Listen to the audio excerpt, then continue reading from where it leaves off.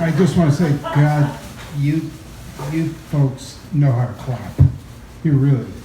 We need more clapping in the world, okay? I want to get on the purple line in the morning going to work and get an ovation, you know? Instead, people look at me and are you sitting here? Jesus. Anyway, this is about politics. I know I only have 7 minutes, not 4 nights or 4 years. There'll be no commercials, and I won't just stand here and rip on down. Yes, I will. Politics is personal. Chicago, 1968. My good friend Hank was a reporter for the Chicago Daily News in Grant Park during the Democratic Convention. Chaos, turmoil, violence. But I didn't care. I had other things to do. I didn't even vote that year. I was only 6 years old at the time. Now I have no excuses. And a lifetime of following politics with people I care about. I got my first lesson in politics when I was 8 years old. The president was Richard Nixon. I was watching the TV with my dad, and my dad was cursing everything he could think of. Mothers, sons, barnyard animals, sex. It was great. My dad was what my mom called a yellow dog Democrat. He'd vote for the Democrats if they ran a yellow dog for office, and they sometimes did. Yep. At that time, I didn't know why he felt like this. I just felt like watching him. About 2 years later, we had Watergate, one of the 2 or 3 biggest stories of my growing up years. And the Republicans thought it would be fun to spy on Democratic headquarters, which is about 5% of what Trump tried to do when he was president. Anyway, there was an election that fall, and of course, Nixon won in a landslide. More cursing from my dad. Of course, the Watergate story was far from over. One of the pivotal points of that story is that a group of Republicans went to Nixon and said, "It's over." Members of his own party. But that was another era. Today, I believe Republicans are forbidden to disagree with Donald Trump about anything. They refuse to say that the emperor has no clothes. Oh God, I understand. I wouldn't want to see Trump naked either. Well, in August of 1974, Nixon was finished. He resigned. It was 50 years ago this month. I remember the night Nixon resigned. I was 12 years old. It was the only night of my childhood when my mom made us filet mignon for dinner. It was a night to celebrate. It was a little sad that my father didn't curse at all that night. But there was still work to be done. I was learning a bit about politics at this point and realized that so many politicians, including the mayor of Chicago, who was a Democrat, were not to be trusted even if you just asked them what time it was. By the time 1976 came around, my father would press his nose against the television screen every time a Democratic candidate for president appeared. Early on, he thought Jimmy Carter could win it.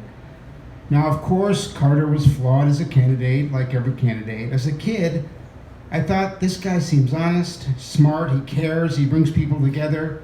No way somebody like that could become president. Then it was election night. We came together as a family. My sister came over, my older brother came back from college in Madison. We watched the election all night long, early into the morning. Then at about 3 in the morning, Carter was elected. We all cheered. Even better than that, my parents let me and my twin brother Rob sleep in the next day and miss school. And they took us out to lunch to Charlie Beinlich's in Northbrook, which 48 years later is still serving the best cheeseburgers in the area. And I thought that day, oh my God, I got to miss school, and I got a great cheeseburger for lunch. I love democracy. So I was hooked. I went to college, and Ronald Reagan won the election. Reagan's greatest qualification, of course, was that in a movie he once played a college professor who raised a chimpanzee. Bedtime for Bonzo, of course.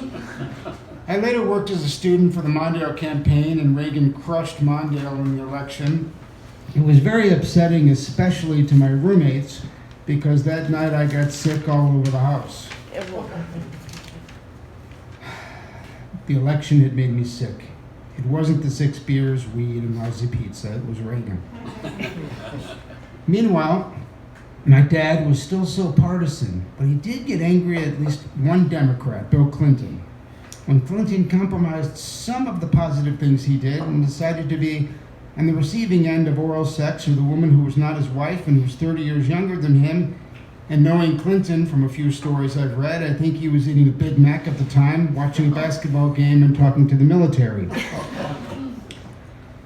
So, my friend Hank has been gone for 2 years. My dad has been gone for 12 years. I know what they would say about this upcoming election. My mom, who is 92, has said to me many, many times that my dad would never have survived the experience of Trump being elected or running for president 3 times.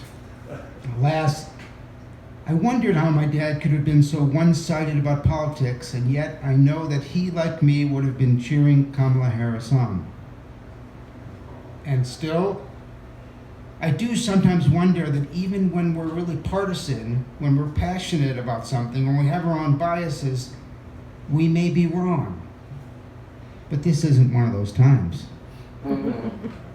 Somehow, if Harris wins, and it could happen, I know what I'm going to do.